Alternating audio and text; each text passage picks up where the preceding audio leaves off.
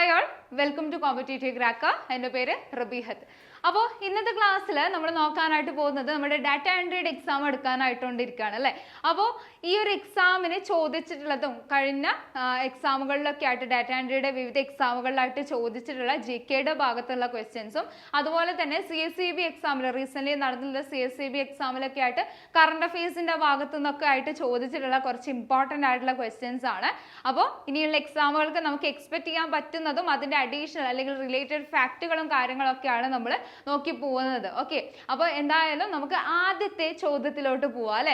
ആദ്യത്തെ ചോദ്യം ഇതാണ്. ഇത് പല തവണയായിട്ട് ചോദിച്ചിട്ടുള്ള ഒരു ക്വസ്റ്റ്യൻ ആണ് കേട്ടോ. സെയിന്റ് തോമസ് കേരളത്തിൽ എത്തുന്നത് എന്നാണ് എന്നുള്ളത് പല തവണയായിട്ട് ചോദിച്ചിട്ടുള്ളതാണ്.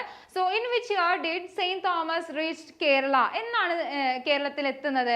AD 52 അല്ലെ. AD 52 സെയിന്റ് തോമസ് കേരളത്തിൽ എത്തുന്നതായിട്ട്, മലബാർ കോസ്റ്റിലായിട്ട് എത്തുന്നതായിട്ട് നമുക്ക് കാണാൻ പറ്റുന്നത്. അപ്പൊ ഇത് ഇമ്പോർട്ടന്റ് ആണ്, കാരണം ഒന്ന് രണ്ട് തവണയായിട്ട്, രണ്ടിൽ കൂടുതൽ തവണയായിട്ട് ചോദിച്ചിട്ടുള്ള ഒരു ക്വസ്റ്റ്യൻ ആണ് ഇത്. ഏത് വർഷമാണ് അദ്ദേഹം എത്തുന്നത് എന്നുള്ള കാര്യം. ഓക്കെ, അടുത്ത ചോദ്യത്തിലോട്ട് നമ്മൾ ഓപ്ഷൻസോ കാര്യങ്ങളോ ഒന്നും നമ്മൾ വായിക്കുന്നില്ല, പെട്ടെന്ന് നമുക്ക് ഉത്തരം നോക്കി അങ്ങ് പോവാം. ഓക്കെ, അതുപോലെ തന്നെ നമ്മുടെ കറണ്ട് അഫെയർസിന്റെ ഭാഗത്ത് നിന്ന് ഇമ്പോർട്ടന്റ് ആയിട്ടുള്ള ഒരു ഏരിയ ആണ് ഈ പറയുന്ന വെന്യൂസ് എന്ന് പറയുന്നത്.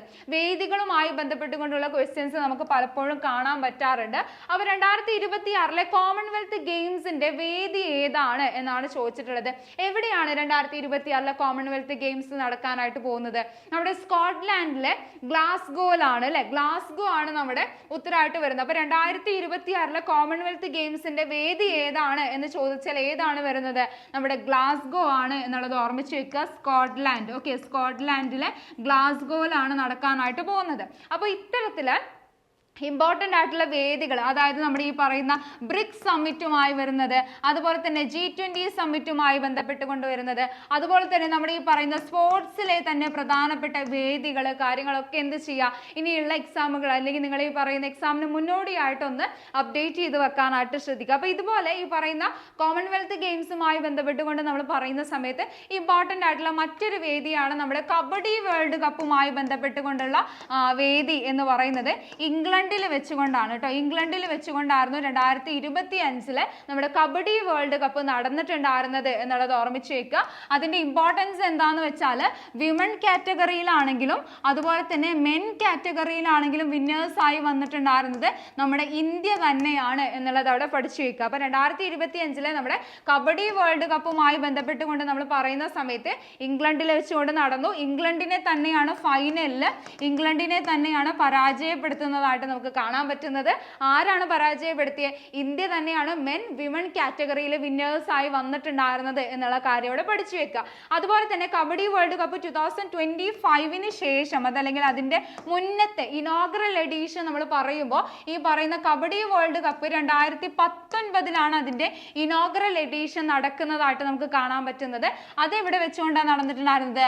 മലേഷ്യ. ഓക്കെ, മലേഷ്യയിൽ വെച്ചുകൊണ്ടായിരുന്നു 2019 നമ്മുടെ കബഡി വേൾഡ് കപ്പിന്റെ ഇനോഗ്രൽ എഡീഷൻ നടന്നിട്ടുണ്ടായിരുന്നത് എന്നുള്ള കാര്യം കൂടെ അവിടെ നോക്കി വെക്കാനായിട്ട് ശ്രദ്ധിക്കുക. അപ്പൊ ഇത്തരത്തിലുള്ള ഇമ്പോർട്ടന്റ് ആയിട്ടുള്ള വെന്യൂസും കാര്യങ്ങളും നിങ്ങൾ എന്ത് ചെയ്യുക, എക്സാമിന് മുന്നോടിയായിട്ട് കൃത്യമായിട്ട് പഠിച്ചു പോകാനായിട്ട് ശ്രദ്ധിക്കുക കേട്ടോ.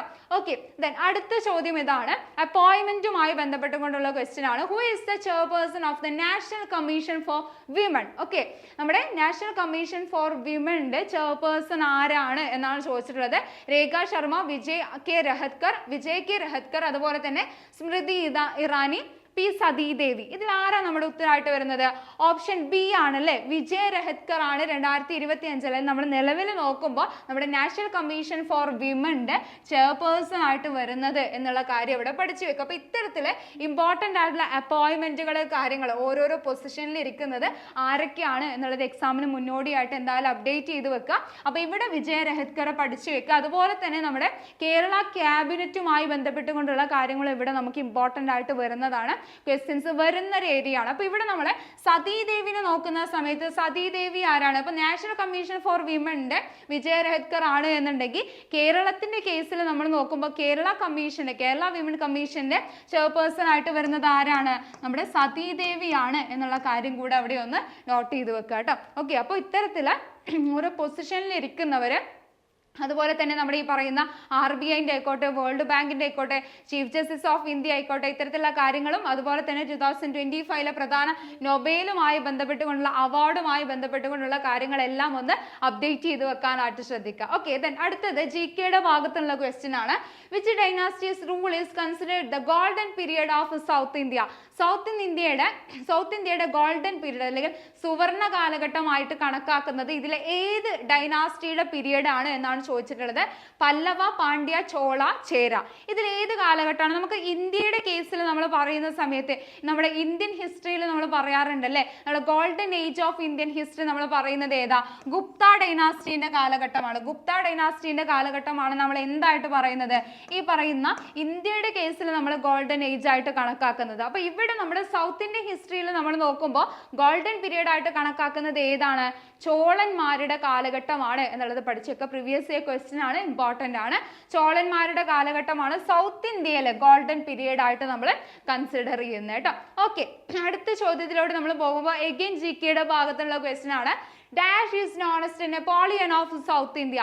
സൗത്ത് ഇന്ത്യയുടെ നെപ്പോളിയൻ ആയിട്ട് അറിയപ്പെടുന്നത് താഴെ പറയുന്നവയിൽ ആരാണ് എന്നുള്ളതാണ് ചോദിച്ചിട്ടത്. അതുപോലെ തന്നെ നമ്മൾ ഈ പറയുന്ന നെപ്പോളിയൻ ഓഫ് ഇന്ത്യ എന്നുള്ളത് നമുക്ക് ഇമ്പോർട്ടന്റ് ആയിട്ട് ഇവിടെ നോക്കാനുള്ളത് ഏരിയ ആണ്. അപ്പോൾ നെപ്പോളിയൻ ഓഫ് സൗത്ത് ഇന്ത്യ എന്ന പേരിൽ അറിയപ്പെടുന്നത് ആരാണ്?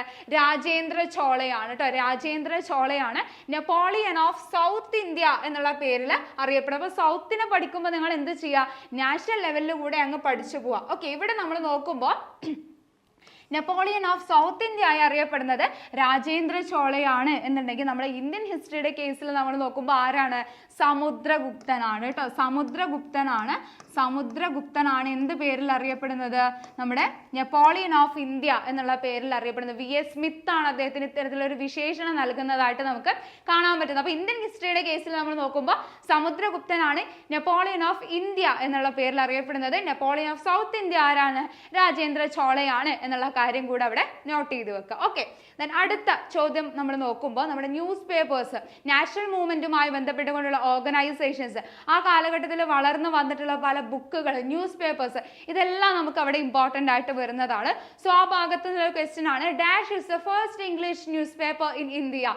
ഇന്ത്യയിലെ ആദ്യത്തെ ഇംഗ്ലീഷ് ന്യൂസ് പേപ്പർ ഏതാണ് എന്നുള്ളതാണ്. അപ്പൊ ഇവിടെ നമ്മൾ ഓരോ എന്താണ് ഇപ്പൊ ഈ പറയുന്ന നാഷണൽ ലീഡേഴ്സിനെ കുറിച്ച് പറയുമ്പോൾ, അതുപോലെ തന്നെ നമ്മുടെ ഈ പറയുന്ന റിഫോം ലീഡേഴ്സിനെ കുറിച്ച് പറയുമ്പോൾ അവർ പബ്ലിഷ് ചെയ്തിട്ടുള്ള ബുക്കുകൾ, അതുപോലെ തന്നെ അവരുമായി ബന്ധപ്പെട്ട് കൊണ്ട് നിൽക്കുന്ന പല ന്യൂസ് പേപ്പേഴ്സും കാര്യങ്ങളൊക്കെ നമുക്ക് ഇവിടെ ചോദിച്ച് കണ്ടിട്ടുള്ള ക്വസ്റ്റ്യൻ ആണ്.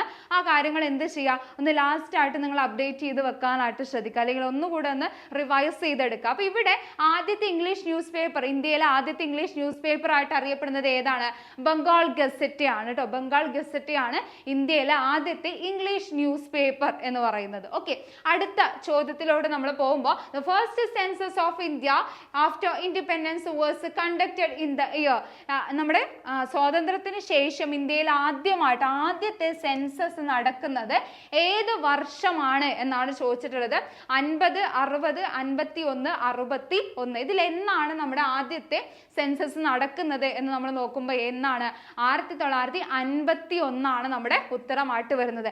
അതുപോലെ തന്നെ ഇവിടെ നോട്ട് ചെയ്ത് വെക്കാനുള്ള മറ്റൊരു കാര്യം എന്ന് പറയുന്നത് ജനറൽ ഇലക്ഷൻ. ഓക്കെ, ആദ്യമായിട്ട് ജനറൽ ഇലക്ഷൻ ഇന്ത്യയിൽ നടക്കുന്നത് 51, 52 കാലഘട്ടത്തിലാണ് എന്നുള്ള കാര്യം കൂടെ ഇവിടെ ഒന്ന് അതിന്റെ ഒപ്പം പഠിച്ചു വെക്കുക കേട്ടോ. അപ്പൊ 51 ഇമ്പോർട്ടന്റ് ആയിട്ടുള്ള ഒരു വർഷം. 1951 എന്ന് പറയുന്നത് എന്തുകൊണ്ടും ഇമ്പോർട്ടന്റ് ആയിട്ടുള്ള ഒരു വർഷമാണ് എന്നുള്ളത് അവിടെ ഓർമ്മിച്ച് വെച്ചാൽ മതി. ഓക്കെ, ദെൻ അടുത്ത ക്വസ്റ്റ്യൻ ഇതാണ്. സലീം അലി നാഷണൽ പാർക്ക് എന്ന് പറയുന്നത് ലൊക്കേറ്റ് ചെയ്യുന്നത് എവിടെയാണ് എന്നുള്ളതാണ് ചോദിച്ചിട്ടുള്ളത്. നമുക്കറിയാം സലീം അലി എന്ന് പറയുന്നത് ആരാ?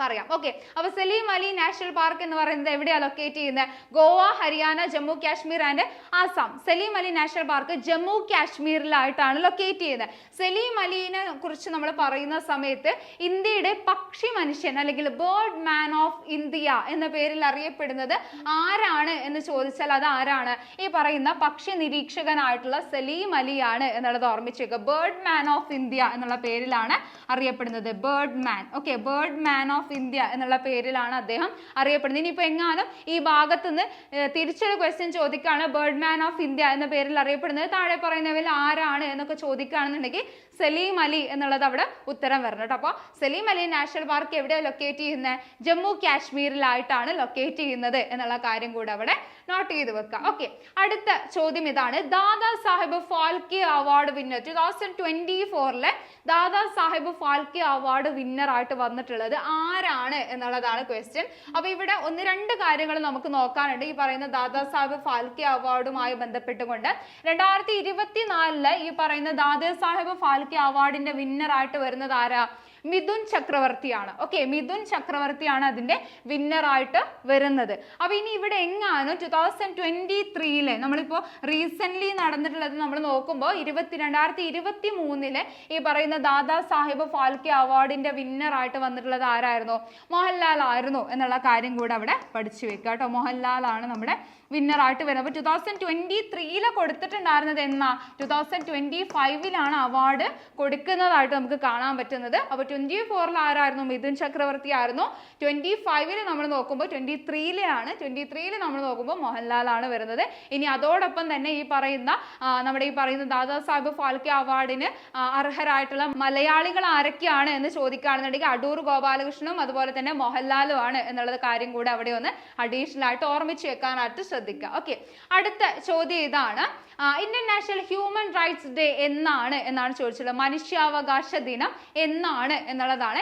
April 7, 10 December, June 12, 9 January. ഇതിൽ ഓരോ ഡേറ്റുകളും നമുക്ക് ഇമ്പോർട്ടന്റ് ആണ്. ഇതിൽ പറയുന്ന കറണ്ട് അഫയേഴ്സിന്റെ ഭാഗത്തു നിന്ന് ഇമ്പോർട്ടന്റ് ആയിട്ട് ഇത്തരത്തിലുള്ള ഇമ്പോർട്ടന്റ് ഡേയ്സുമായി ബന്ധപ്പെട്ടുകൊണ്ട് അതുമായി ബന്ധപ്പെട്ടുകൊണ്ട് തീമുമായി ബന്ധപ്പെട്ടുകൊണ്ടുള്ള ക്വസ്റ്റ്യൻസ് എല്ലാം നമുക്ക് കാണാറുണ്ട്. അപ്പൊ നമ്മുടെ ഇന്റർനാഷണൽ ഹ്യൂമൻ റൈറ്റ്സ് ഡേ ആയിട്ട് നമ്മൾ വരുന്നത് എന്നാണ്? ഡിസംബർ 10 അല്ലെ? December 10 international human rights day എന്ന് പറയുന്നത്. ഡിസംബർ 10 മനുഷ്യാവകാശ ദിനം എന്ന് പറയുന്നത് ഡിസംബർ 10 വരുന്നത്. അങ്ങനെയെങ്കിൽ ബാക്കിയുള്ള ഓപ്ഷൻസ് കൂടെ നമുക്ക് അങ്ങ് പഠിച്ചു പോയാലോ? ചോദിച്ചിട്ടുള്ളതാണ് പലതും. ഏപ്രിൽ 7 ഇമ്പോർട്ടൻസ് എന്താ? നമുക്കറിയാം വേൾഡ് ഹെൽത്ത് ഡേ ആണ് അല്ലെ? വേൾഡ് ഹെൽത്ത് ഡേ ആയിട്ട് നമ്മൾ കൊണ്ടാടുന്നതാണ് ഈ പറയുന്ന ഏപ്രിൽ 7 എന്ന് പറയുന്നത്. എന്താണ്? നമ്മുടെ ലോകാരോഗ്യ ദിനം എന്ന് പറയുന്നത് ഏപ്രിൽ 7 എന്നുള്ളത് പഠിച്ചു വെക്കുക. അതുപോലെ തന്നെ ജൂൺ 12 ഇമ്പോർട്ടൻസ് എന്താ? നമ്മുടെ ഈ പറയുന്ന world day against child labour. Okay, child ലേബറിന് എഗെയിൻസ്റ്റ് ആയിട്ടുള്ള ഡേ ആണ് ഏത്? ഈ പറയുന്ന നമ്മുടെ ജൂൺ 12 എന്ന് പറയുന്നത്. അതായത് കുട്ടികളെ ഈ പറയുന്ന 23, 24 നമുക്കറിയാം ആർട്ടിക്കിൾ കോൺസ്റ്റിറ്റ്യൂഷനുമായി ബന്ധപ്പെട്ടുകൊണ്ട് നമ്മൾ പറയുമ്പോൾ ആർട്ടിക്കിൾ 23, 24 ഇവിടെ ഇമ്പോർട്ടന്റ് ആയിട്ട് വരുന്നതാണ്. 24 നമുക്കറിയാം എന്താണ്? 23 എന്ന് പറയുന്നത് മനുഷ്യ കടത്തുമായി ബന്ധപ്പെട്ടുകൊണ്ടതാണ് വരുന്നതെങ്കിൽ 24 എന്ന് പറയുന്നത് ഈ പറയുന്ന ബാലവേല നിരോധനവുമായി ബന്ധപ്പെട്ടുകൊണ്ട് വരുന്ന ഒരു ആർട്ടിക്കിൾ ആണ്. അപ്പൊ ഇത്തരത്തില് ചൈൽഡ് ലേബറിന് എഗെയിൻസ്റ്റ് ആയിട്ടുള്ള ഡേ ആണ് ഏത്? ഈ പറയുന്ന ജൂൺ 12 എന്നുള്ള കാര്യം അവിടെ പഠിച്ചു വെക്കുക. അതുപോലെ തന്നെ ജാനുവരി 9 നമ്മൾ നോക്കുന്ന സമയത്ത് ജാനുവരി 9 ഇമ്പോർട്ടൻസ് എന്താ? NRI ഡേ ആണ് അല്ലെ? അതല്ലെങ്കിൽ നമ്മുടെ ഈ പറയുന്ന പ്രവാസി ഭാരതീയ ദിവസമായിട്ട് നമ്മൾ കൊണ്ടാടുന്നതാണ് ജാനുവരി 9 എന്ന് പറയുന്നത്. ആ കാര്യം കൂടെ അവിടെ പഠിച്ചു വെക്കുക. അപ്പൊ ഇത്തരത്തിൽ ഇമ്പോർട്ടന്റ് ആയിട്ടുള്ള ഡേയ്സ് കാര്യങ്ങൾ ഓരോ മാസത്തെ എല്ലാം ഒന്നും പഠിച്ചില്ലെങ്കിലും ഇമ്പോർട്ടന്റ് ആയിട്ടുള്ള കാര്യങ്ങൾ നിങ്ങൾ എന്ത് ചെയ്യുക? ആ ഒരു ഭാഗം ഒന്ന് കവർ ചെയ്ത് വെക്കാനായിട്ട് ശ്രദ്ധിക്കുക. ഓക്കെ, ദെൻ അടുത്ത ക്വസ്റ്റ്യൻ ഇതാണ്. Where did Gandhiji's first experiment with the satyagraha movement in India? ഏതായിരുന്നു ഇന്ത്യയിൽ ഗാന്ധിജിയുടെ ആദ്യത്തെ സത്യാഗ്രഹ മൂവ്മെന്റ്? നമുക്കറിയാം ദക്ഷിണാഫ്രിക്കയിൽ നിന്നും അദ്ദേഹം റിട്ടേൺ ഇന്ത്യയിലോട്ട് എത്തിയിട്ട് ആദ്യകാല സമരങ്ങൾ 3 നടക്കുന്നുണ്ട് അല്ലെ? ഏതൊക്കെയാണ്? നമ്മുടെ ചമ്പാരൻ, കേദ, അതുപോലെ തന്നെ അഹമ്മദാബാദ് എന്ന് പറയുന്ന തൊട്ടടുത്ത രണ്ട് വർഷങ്ങളിലായിട്ട് ഈ പറയുന്ന 3 മൂവ്മെന്റുകൾ നടക്കുന്നതായിട്ട് നമുക്ക് കാണാൻ പറ്റുന്നുണ്ട്. അപ്പൊ ഇന്ത്യയിൽ ഗാന്ധിയുടെ ആദ്യത്തെ സത്യാഗ്രഹ എക്സ്പെരിമെന്റ് എന്ന് പറയുന്നത് ഏത് മൂവ്മെന്റ് ആയിരുന്നു? ചമ്പാരൻ എവിടെയാ ലൊക്കേറ്റ് ചെയ്യുന്നത് എന്നുള്ളത് പഠിച്ചു വെക്കാം. ബീഹാറിലായിട്ടാണ് ലൊക്കേറ്റ് ചെയ്യുന്നത്. അപ്പൊ ഇതിലെ 3 മൂവ്മെന്റുകൾ എന്ന് പറയുന്നതും 3 സത്യാഗ്രഹങ്ങൾ എന്ന് പറയുന്നതും നമുക്ക് ഇമ്പോർട്ടന്റ് ആയിട്ട് വരുന്നതാണ്. ഇനി എങ്ങാനും ചമ്പാരൻ എന്ന് പറയുന്നത് എവിടെയാണ് ലൊക്കേറ്റ് ചെയ്യുന്നത് എന്നുള്ള ഒരു ടൈപ്പ് ഓഫ് ക്വസ്റ്റ്യൻ വരികയാണെന്നുണ്ടെങ്കിൽ ബീഹാറിലാണ് എന്നുള്ളത് പഠിച്ചു വെക്കുക. ഇനി ചമ്പാരൻ മൂവ്മെന്റ് ഏത് വർഷമാണ് നടക്കുന്നതെന്ന് ചോദിച്ചാൽ 1917 നടക്കുന്നത്. ഇനി എന്താണ് ചമ്പാരൻ മൂവ്മെന്റിന്റെ ഇമ്പോർട്ടൻസ് എന്ന് നോക്കുമ്പോൾ ഗാന്ധിയുടെ ആദ്യത്തെ എക്സ്പെരിമെന്റ് മൂവ്മെന്റ് ആണ്, സത്യാഗ്രഹ മൂവ്മെന്റ് ആണ്. ഗാന്ധിയുടെ ആദ്യത്തെ സത്യാഗ്രഹ മൂവ്മെന്റ് ആണ് ഈ പറയുന്ന ചമ്പാരൻ എന്നുള്ള കാര്യം ഇവിടെ പഠിച്ചു വെക്കുക. അതോടൊപ്പം തന്നെ ഈ പറയുന്ന 1917 കാലഘട്ടങ്ങളിൽ തന്നെ നടന്നിട്ടുള്ള മറ്റൊരു മൂവ്മെന്റ് ആണ് ഈ പറയുന്ന കെയ്ത. ഓക്കെ, കെയ്ത മൂവ്മെന്റ് എന്ന് പറയുന്നത്. കെയ്തയും 1917 തന്നെയാണ് നടക്കുന്നത്. എവിടെയാ കെയ്ത് ലൊക്കേറ്റ് ചെയ്യുന്നത്? ഗുജറാത്തിലായിട്ടാണ് ലൊക്കേറ്റ് ചെയ്യുന്നത് എന്നുള്ള കാര്യം കൂടെ അവിടെ പഠിച്ചു വെക്കുക. അതോടൊപ്പം തന്നെ മൂന്നാമത്തെ ഒരു മൂവ്മെന്റ് ആയിട്ട് വരുന്നതാണ് നമ്മുടെ അഹമ്മദാബാദ് മിൽ സ്ട്രൈക്ക് എന്ന് പറയുന്നത്. അഹമ്മദാബാദ് മിൽ സ്ട്രൈക്ക് എന്ന് പറയുന്നത് ഇമ്പോർട്ടന്റ് ആണ്. വർഷം ഒന്ന് നോട്ട് ചെയ്ത് വെക്കുക. 1918 അഹമ്മദാബാദ് മിൽ സ്ട്രൈക്ക് നടക്കുന്നത്. സെയിം എവിടെ തന്നെ നമുക്കറിയാം, നമ്മുടെ ഗുജറാത്തിലായിട്ട് തന്നെയാണ് ഇത് നടക്കുന്നത്. അപ്പൊ ഈ മൂന്ന് മൂവ്മെന്റുകളും എന്താണ്, ഇമ്പോർട്ടന്റ് ആയിട്ട് വരുന്നതാണ്. അതുപോലെ തന്നെ നമ്മുടെ ഈ ലാസ്റ്റ് മൂവ്മെന്റ് ആയിട്ട് വരുന്ന ക്വിറ്റ് ഇന്ത്യ സമരം 1942 നടക്കുന്ന ക്വിറ്റ് ഇന്ത്യ സമരത്തെ കുറിച്ച് കൂടെ അവിടെ ഒന്ന് ഓർമ്മിച്ചു വെക്കാനായിട്ട് ശ്രദ്ധിക്കുക കേട്ടോ.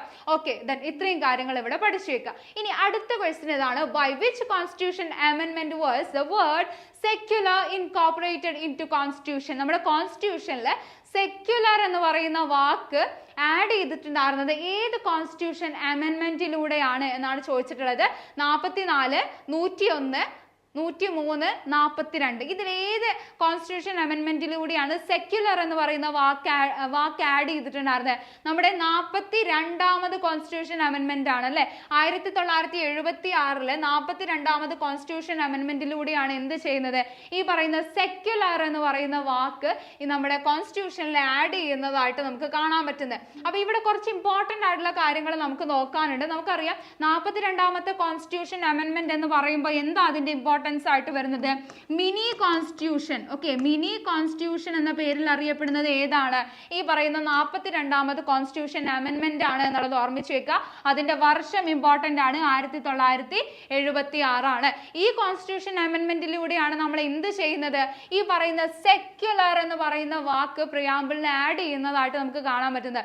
Socialist, secular and democratic republic ആണ് അല്ലെ. അപ്പൊ ഇതുപോലെ തന്നെ നമ്മൾ ഈ പറയുന്ന യൂണിറ്റി ആൻഡ് ഇന്റഗ്രിറ്റി എന്ന് പറയുന്ന വാക്ക് കൂടെ നമുക്ക് ഇവിടെ കാണാൻ പറ്റുന്നുണ്ട്. ഇന്റഗ്രിറ്റി എന്ന് പറയുന്ന ഒരു വാക്ക് നമ്മൾ ഇവിടെ നോക്കുമ്പോൾ നമ്മുടെ പ്രിയാമ്പിളിൽ ആദ്യം എന്താണ്ടായിരുന്നത്, യൂണിറ്റി എന്ന് മാത്രമേ ഉണ്ടായിരുന്നുള്ളൂ. ഇന്ത്യയുടെ ഐക്യം എന്ന് പറയുന്ന ഒരു കാര്യം മാത്രമേ പറഞ്ഞിട്ടുണ്ടായിരുന്നുള്ളൂ. പക്ഷെ അതുപോലെ തന്നെ ഈ പറയുന്ന 42ാമത് കോൺസ്റ്റിറ്റ്യൂഷൻ അമെൻമെന്റിലൂടെയാണ് എന്ത് ചെയ്യുന്നത്, ഇന്റഗ്രിറ്റി എന്ന് പറയുന്ന ഈ ഒരു വാക്ക് കൂടെ എന്താണ്, രാഷ്ട്രത്തിന്റെ ഐക്യവും അഖണ്ഡതയും എന്ന് പറയുന്ന ആ ഒരു കാര്യം കൂടെ അവിടെ ആഡ് ചെയ്യപ്പെടുന്നതായിട്ട് നമുക്ക് കാണാനായിട്ട് പറ്റുന്നത് എന്നുള്ളത് കൂടെ അവിടെ പഠിച്ചു വയ്ക്കുക. അതുപോലെ തന്നെ നമ്മുടെ 44ാമത് കോൺസ്റ്റിറ്റ്യൂഷൻ അമെൻമെന്റ് 1978 44ാമത് കോൺസ്റ്റിറ്റ്യൂഷൻ അമെൻമെന്റ് നമ്മൾ നോക്കുന്ന സമയത്ത് അതിലാണ് നമ്മൾ എന്ത് ചെയ്തത്, നമ്മുടെ സ്വത്തവകാശം എന്ന് പറയുന്നത്, റൈറ്റ് ടു പ്രോപ്പർട്ടി എന്ന് പറയുന്നത് എന്ത് ചെയ്തത്, ഈ പറയുന്ന മൗലികാവകാശങ്ങളിൽ നിന്നും എടുത്തു കളഞ്ഞുകൊണ്ട് അതിനെ ഒരു ലീഗൽ റൈറ്റ് ആക്കി മാറ്റുന്നത് ഈ പറയുന്ന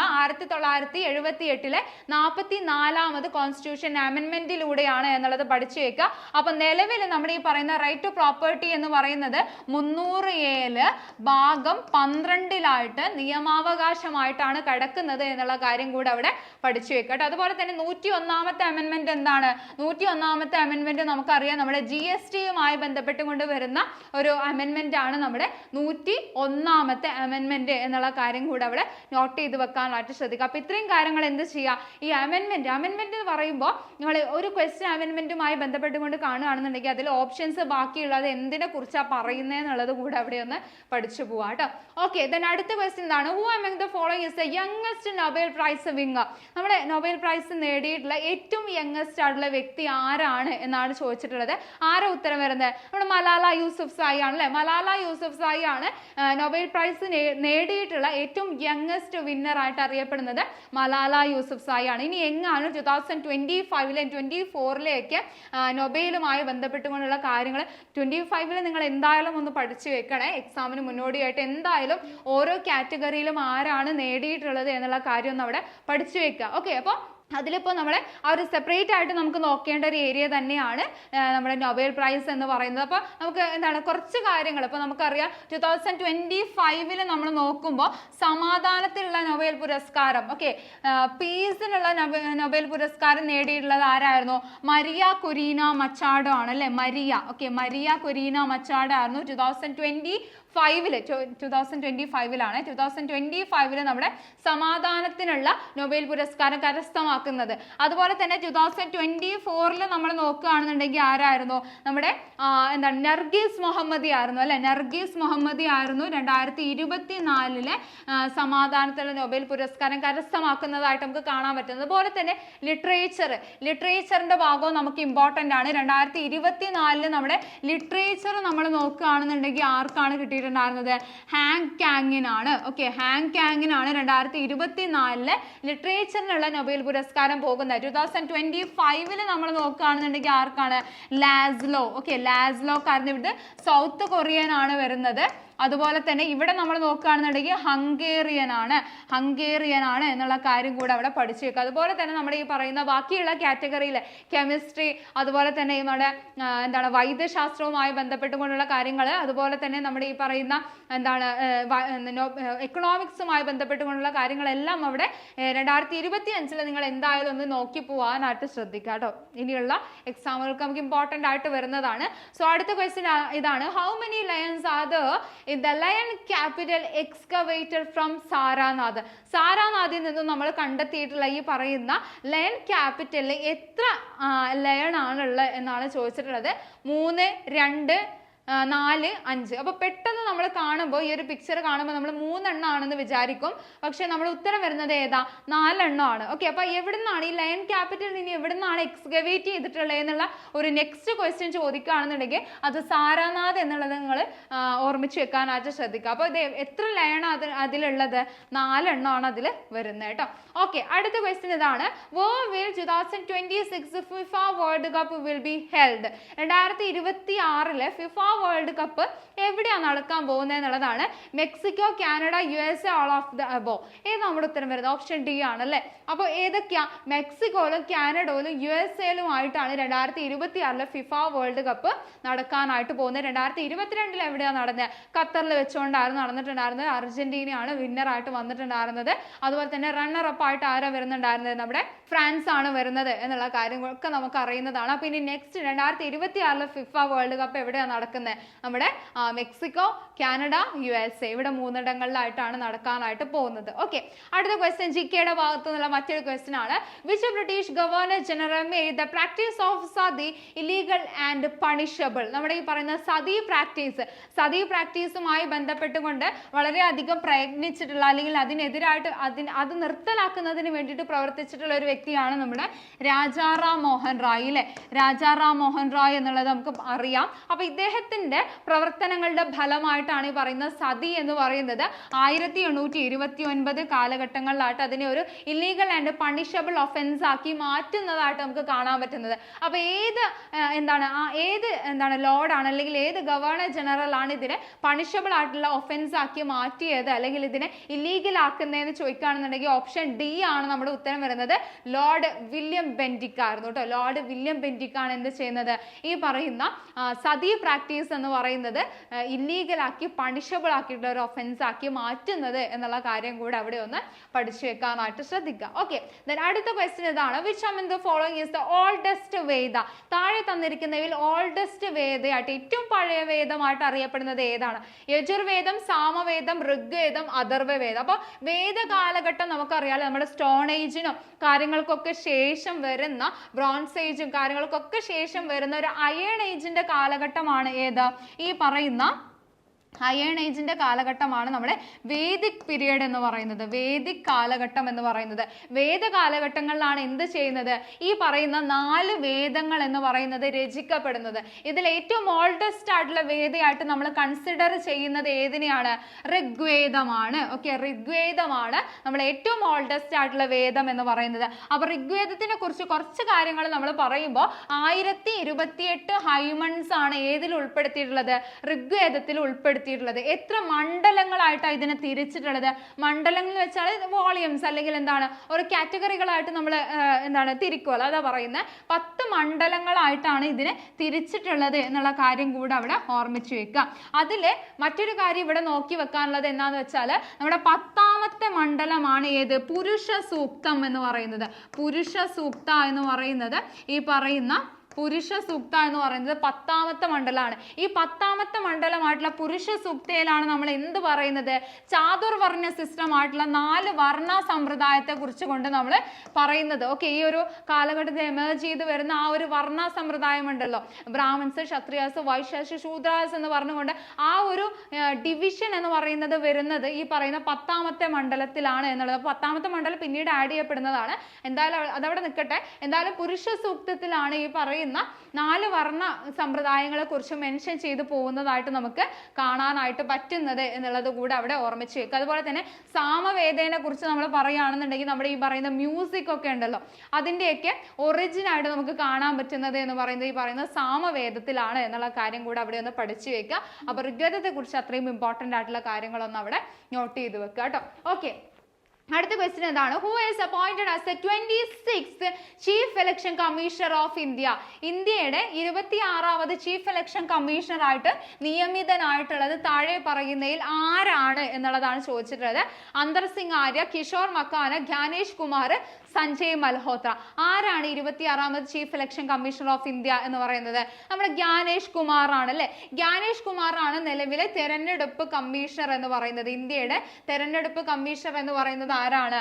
ജ്ഞാനേഷ് കുമാർ ആണ് എന്നുള്ളത് 26ാമത് chief election commissioner of India. ഇനി കേരളത്തിന്റെ കേസിൽ നോക്കാണ്, സ്റ്റേറ്റ് ഇലക്ഷൻ കമ്മീഷണർ എന്ന് ചോദിക്കുകയാണെന്നുണ്ടെങ്കിൽ എ ഷാജഹാൻ ആണ്. ഓക്കെ, എ ഷാജഹാൻ ആണ് നമ്മുടെ ഉത്തരം വരുന്നത്. ഓക്കെ, ഇനി അതുപോലെ തന്നെ ബാക്കിയുള്ളവര് സഞ്ജയ് മൽഹോത്ര ആരാ?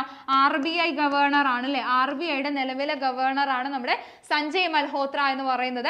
അതുപോലെ തന്നെ കിഷോർ മക്വാനേനെ നമ്മൾ നോക്കുകയാണെന്നുണ്ടെങ്കിൽ നാഷണൽ SC കമ്മീഷന്റെ ഷെഡ്യൂൾഡ് കാസ്റ്റ് SC കമ്മീഷന്റെ ചെയർമാൻ ആയിട്ട് വരുന്നതാണ്. അതുപോലെ തന്നെ അന്തർ സിംഗ് ആര്യ എന്ന് പറയുന്നത് ആരാണ്? നാഷണൽ ST കമ്മീഷന്റെ ഷെഡ്യൂൾഡ് ട്രൈബ്സിന്റെ ചെയർമാൻ ആയിട്ട് വരുന്നതാണ് എന്നുള്ള കാര്യം കൂടെ അവിടെ പഠിച്ചപ്പോൾ 4 ഓപ്ഷൻസ് നമ്മൾ നോക്കി. 4 ഓപ്ഷനുമായി ബന്ധപ്പെട്ടുകൊണ്ടുള്ള പ്രധാന കാര്യങ്ങളെ, അതുപോലെ തന്നെ ഈ പറയുന്ന ക്യാബിനറ്റ് മിനിസ്റ്റേഴ്സുമായി ബന്ധപ്പെട്ടുകൊണ്ടുള്ള കാര്യങ്ങളൊക്കെ ഒന്ന് അവിടെ പഠിച്ചു വെക്കുക. ഓക്കെ, അടുത്ത ക്വസ്റ്റ്യൻ നിങ്ങൾക്കുള്ള ക്വസ്റ്റ്യൻ ആണ്. Who is the present chairman of the central vigilance commission? Central vigilance കമ്മീഷന്റെ നിലവിലെ ചെയർമാൻ ആരാണ് എന്നാണ് ചോദിച്ചിട്ടുള്ളത്. മഞ്ജുള ദാസ്, അതുപോലെ തന്നെ കുഷിവേന്ദർ വോറ, KN വ്യാസ, അതുപോലെ തന്നെ PK ശ്രീവാസ്തവ. ഇതിൽ ആരാണ് നമ്മുടെ നിലവിലെ ഈ പറയുന്ന സെൻട്രൽ വിജിലൻസ് കമ്മീഷന്റെ ചെയർമാൻ ആയിട്ട് ഇരിക്കുന്നത് എന്നുള്ളത് നിങ്ങൾ എന്തായാലും കമന്റ് ചെയ്യാനായിട്ട് ശ്രദ്ധിക്കുക. നിങ്ങളുടെ ആൻസർ താഴെ പറയാം കേട്ടോ. ഓക്കെ, സോ ഇത്രയും ക്വസ്റ്റ്യൻസ് ആണ് നമുക്ക് ഇന്നത്തെ ക്ലാസ്സിൽ നോക്കാനായിട്ടുള്ളത്. അപ്പോൾ നിങ്ങൾക്ക് യൂസ്ഫുൾ ആയി എന്ന് തന്നെയാണ് വിചാരിക്കുന്നത്. റീസെൻ്റ്ലി നടന്നിട്ടുള്ള എക്സാമുകൾ ഇനി ഈ ഒരു ഭാഗത്ത് നിന്ന് ആ ഒരു ക്വസ്റ്റ്യനുമായി ബന്ധപ്പെട്ടുകൊണ്ട് ചോദിക്കാനായിട്ട് സാധ്യതയുള്ളതായിട്ടുള്ള കാര്യങ്ങളാണ് നമ്മൾ പറഞ്ഞു പോയത്. അപ്പോൾ നമുക്കറിയാം നമ്മുടെ ഡാറ്റ എൻട്രി ഓപ്പറേറ്ററുമായി ബന്ധപ്പെട്ടുകൊണ്ടുള്ള നമ്മുടെ എക്സാമും കാര്യങ്ങളൊക്കെ വരാനായിട്ട് പോവാണ് അല്ലേ. അപ്പോൾ ഈ ഒരു എക്സാമിന് കൃത്യമായിട്ടുള്ള ഒരു സ്റ്റഡി പ്ലാനും കാര്യങ്ങളൊക്കെ ആയിട്ട് പ്രിപ്പയർ ചെയ്യുന്ന ഒരുപാട് ആളുകൾ നമ്മുടെ ഇടയിലുണ്ട്. അപ്പോൾ നിങ്ങൾക്ക് ഇത് യൂസ് ആയി എന്ന് തന്നെയാണ് വിചാരിക്കുന്നത്. എന്തായാലും ഇതുപോലുള്ള കൂടുതൽ വീഡിയോസും കാര്യങ്ങളെല്ലാം നമ്മൾ ഇനിയും ചെയ്യുന്നതാണ്. നിങ്ങൾക്ക് ഏത് ഏരിയ ആണ് ടഫ് ആയിട്ടുള്ള ബുദ്ധിമുട്ടുള്ള എന്നുള്ള കാര്യങ്ങൾ നിങ്ങൾ താഴെ കമന്റ് ചെയ്യാനും ശ്രദ്ധിക്കുക. അപ്പോൾ നമുക്കറിയാം നമ്മുടെ ഡാറ്റ എൻട്രിയുടെ എക്സാം ഡിസംബർ 28-ന് നടക്കാനായിട്ട് പോവാണ് അല്ലേ. അപ്പോൾ കൃത്യമായിട്ടുള്ള ഒരു സ്റ്റഡി പ്ലാനോട് കൂടിയിട്ട് തന്നെ കൃത്യമായിട്ട് വർക്ക്ഔട്ട് ചെയ്തുകൊണ്ടെല്ലാം നിങ്ങൾ ഈ ഒരു എക്സാമിന് പ്രിപ്പയർ ചെയ്യുന്ന ആളുകളായിരിക്കും. അപ്പോൾ ഒരു ഫൈനൽ റൗണ്ട് എന്നുള്ള രീതിയിൽ നമ്മൾ കോമ്പറ്റേറ്റീവ് ക്രാക്കറിലാണെങ്കിലും നമ്മുടെ crash batch 1 month crash batch നമ്മൾ സ്റ്റാർട്ട് ചെയ്തിട്ടുണ്ട്. ഈ പറയുന്ന പ്രീവിയസ് ഇയർ ക്വസ്റ്റ്യൻസും മോക്ക് ടെസ്റ്റും അതുപോലെ തന്നെ ഇത്തരത്തിലുള്ള PDF നോട്ടുകളും ക്ലാസ്സുകളും എല്ലാം അടങ്ങിയിട്ടുള്ള ബാച്ചാണ്. അപ്പോൾ നിങ്ങൾക്ക് ആ ഒരു ബാച്ചിൽ ജോയിൻ ചെയ്യാൻ ആഗ്രഹം ഉണ്ട് എന്നുണ്ടെങ്കിൽ സ്ക്രീനിൽ കാണുന്ന നമ്പറിൽ കോൺടാക്ട് ചെയ്യാവുന്നതാണ്. അതുപോലെ തന്നെ നമുക്കറിയാം ഈ ഒരു ഡിസംബർ 28-ന് ഈ ഒരു എക്സാം നടക്കുകയാണ്. അത് കഴിഞ്ഞ ഒരു 3 months-ന്റെ ഉള്ളിൽ നമുക്ക് നെക്സ്റ്റ് എക്സാം നമ്മൾ എക്സ്പെക്ട് ചെയ്യുന്നുണ്ട് അല്ലേ.